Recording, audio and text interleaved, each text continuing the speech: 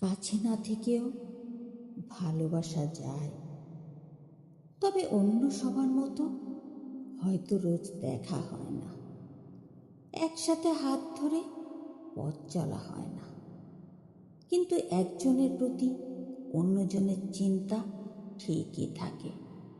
তীব্র মনের টান থাকে, বারবার মেসেজ দিয়ে খোঁজ নেওয়া, মন খারাপের সময় ছবি দেখে শান্তি অনুভব করা, স্বপ্নে দেখা। দূরে থাকা সম্পর্কগুলো এমনই হয়, তাতে দুজনের প্রতি দুজনের মায়া ভালোবাসার একটুও কমতি থাকে না।